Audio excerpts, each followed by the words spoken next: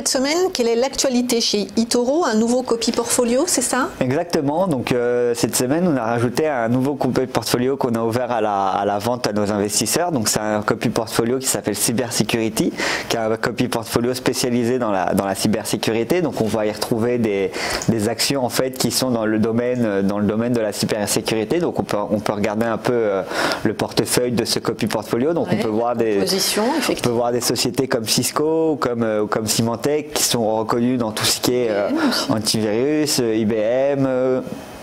On peut voir Checkpoint Software, BlackBerry aussi qui fait partie de ce copy portfolio. Et on est plutôt sur des valeurs américaines quand même? On est plutôt sur des valeurs américaines, exactement.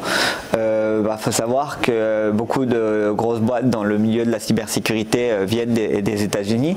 Nous, on s'est intéressé à ce milieu-là avec eToro, et pourquoi on a pensé que c'était intéressant de créer une stratégie d'investissement autour de la cybersécurité, c'est qu'avec le développement de la RGPD, qu'on en a beaucoup entendu parler en Europe, et toutes les inquiétudes aussi autour de la sécurité en ligne, le partage des données, etc., on a trouvé ça intéressant à proposer à nos investisseurs une sorte de portefeuille qui va traquer tout ce milieu-là.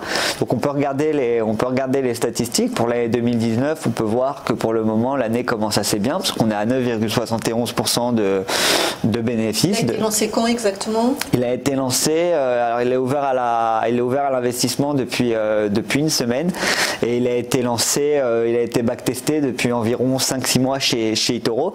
Ce qu'il faut savoir, c'est qu'avant de proposer un copy portfolio, avant de proposer un produit chez eToro, on le backteste. Donc on fait des tests afin de voir les résultats, afin de voir si le risque pris sur ce portefeuille n'est pas trop important pour nos utilisateurs et nos clients.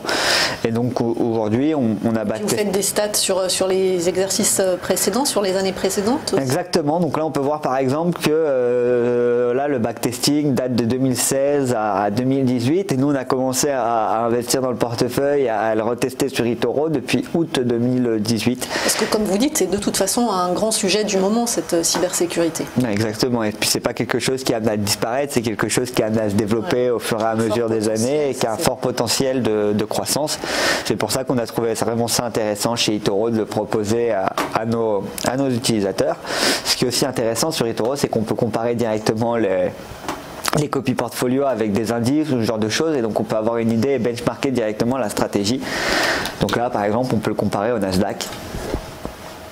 Et donc on peut voir que les corrélations sont quand même assez corrélées au Nasdaq. Donc on en parlait tout à l'heure, il y a quand même beaucoup d'entreprises américaines qui composent ce portefeuille. Mais on peut voir que là, pour l'année, pour le moment, le copy portfolio cybersécurité performe un peu plus que l'indice de référence.